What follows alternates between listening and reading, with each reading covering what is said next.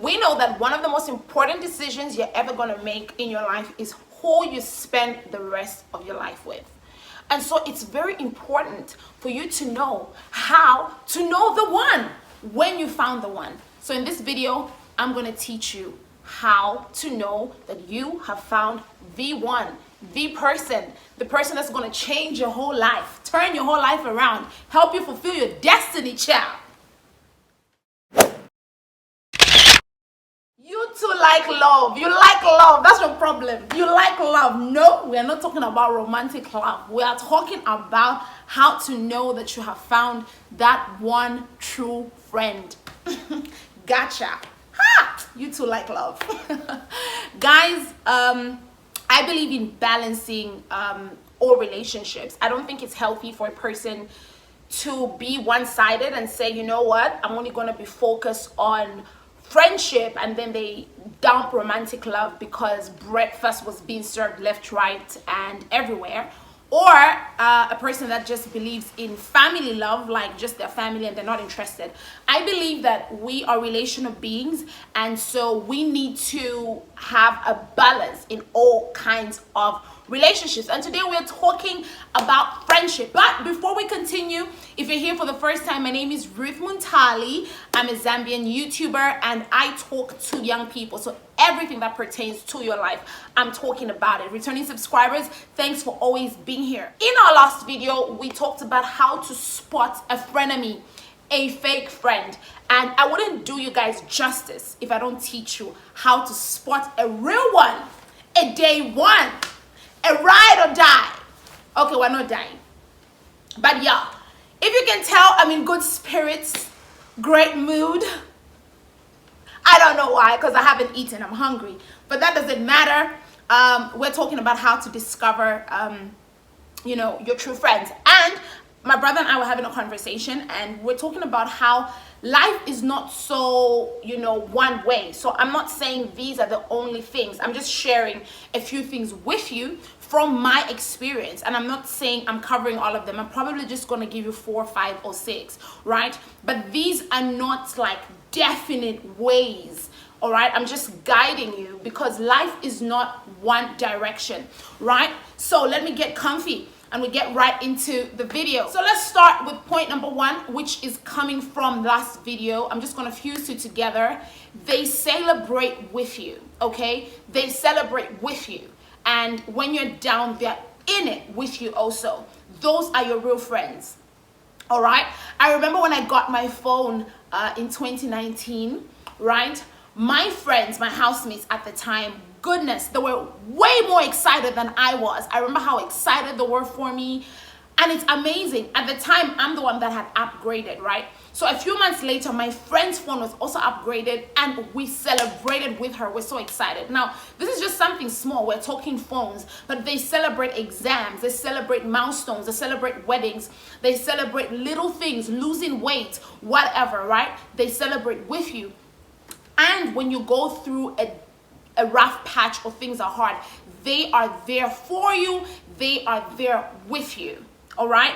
That's how you know your day ones. That's how you know your real friends. They're in it with you. They do life with you. So when things are going good, they celebrate with you. Even if it's something they also want. She's going to be your maid of honor. He's going to be your best man, and they're going to be there with you. That doesn't mean they may not be struggling with their own desire for marriage, but man, they're going to show up. And when things are down or things are tough, they carry your matter for their head. Like my Nigerian people would say, guys, in my next life, I'll probably be Nigerian or South African. I love being Zambian though, don't get me wrong. But yeah, they carry your matter for their head. I don't even know if that's correct pidgin, but yeah. They're in it with you, okay? I don't believe that you really need to tell friends to be there for you, but as an adult, I do see the importance of communication. But I feel your friends can tell when you need them, right? There are certain things that are obvious. Let's say a funeral, you've lost a loved one. I don't think you need to be the one to reach out to say, hey, how can you be there for me? And if they can't be there, they make effort. One of my close friends lost a parent, and I was doing my internship at the time, so I couldn't attend the funeral.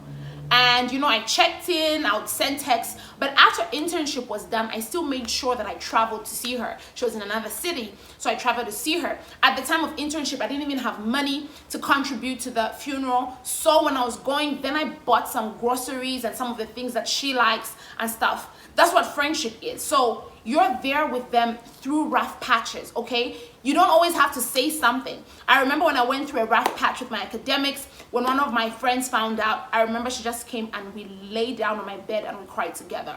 She didn't say anything to me. We just cried there for 1 hour. And I also did that with a friend of mine who went through a rough patch academically. I just went in, held her, and we cried. So those are your friends. They're going to be there with you. That doesn't mean they know what to say or what to do, but they're there with you, okay? They're coming in, they're helping you cook, they're helping you clean, and all that. So they're with you in the wins and they're with you in the hard time. Number 2, they correct you, child.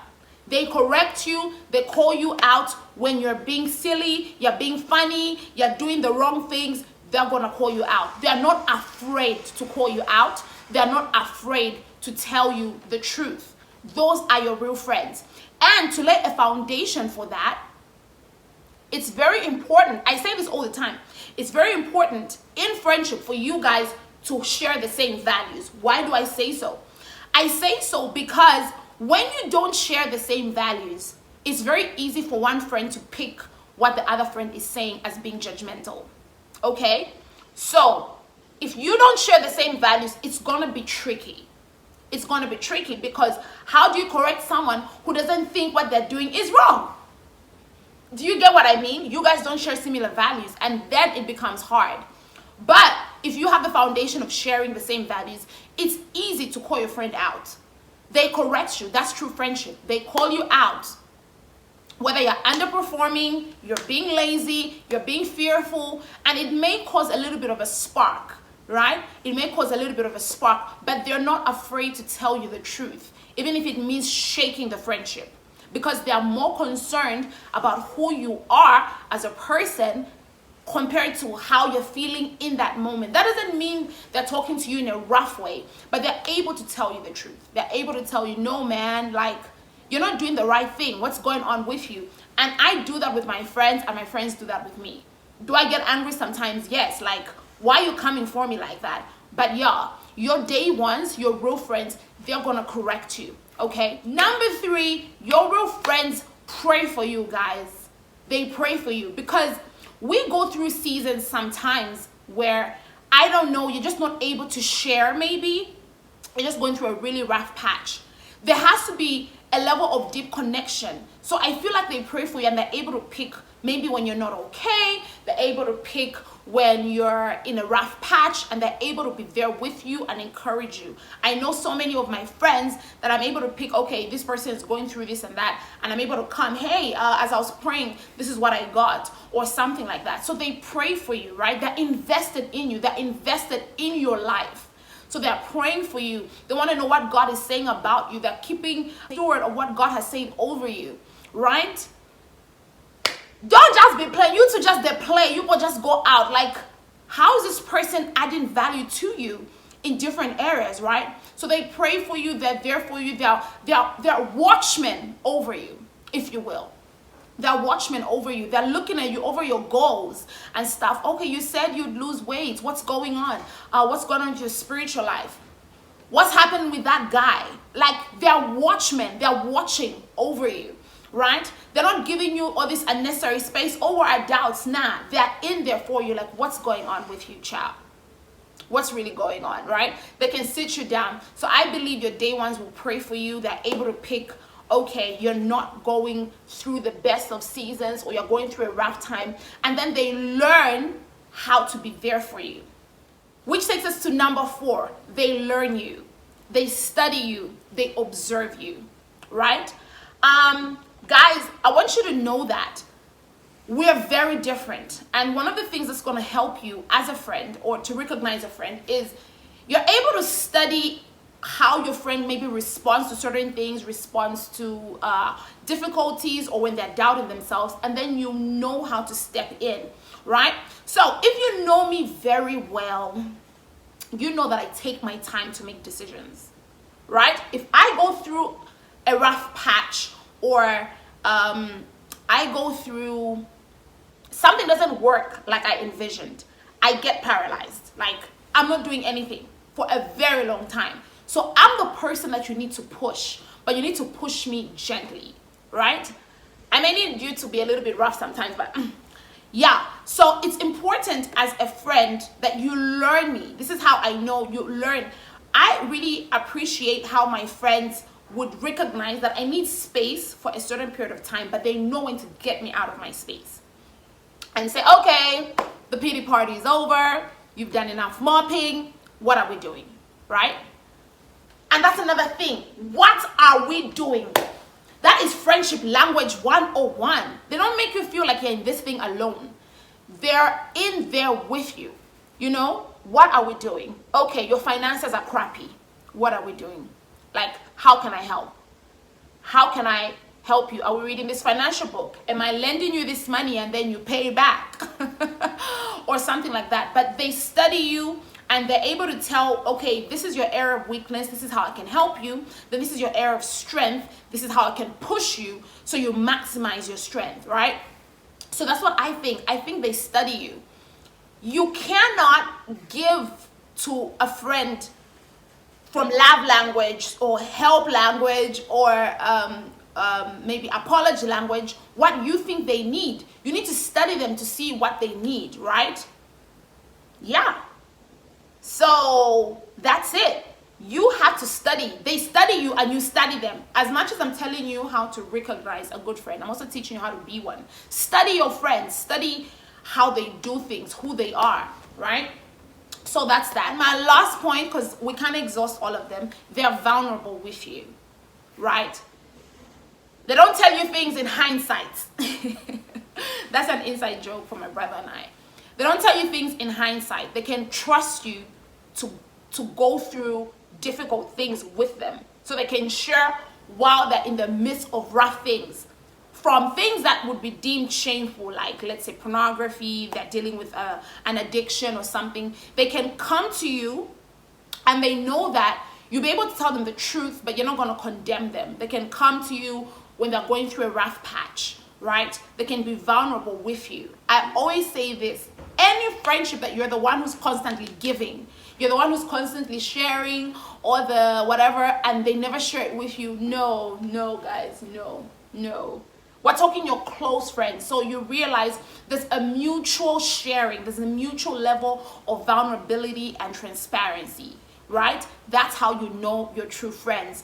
Certain people are just meant to be acquaintances. You guys do lunch together. Maybe they're your food buddies or whatever. So don't be so pressured. But when we're talking about the inner circle, it is a mutual thing. You're both sharing stuff, right? You can talk to them. Hey guys, I'm going through this phase. Guys, my hormones are jumping up and down. You gotta help. You gotta watch me around that person, or I'm not spending my finances well. I'm going through depression, whatever it is. But there's a mutual level of vulnerability when it comes to true friendship. So those are the few points I'm sharing with you. Like I said before, these are not like that's just it. I'm sharing from my experience, right? I did not read anything to come and tell you this. I just decided to pick from my arsenal of friendship values and whatever. So in today's video, I hope you've learned how to recognize your true friends and also how to be a true friend to someone, right? The Bible says he who wants friends should first show himself friendly.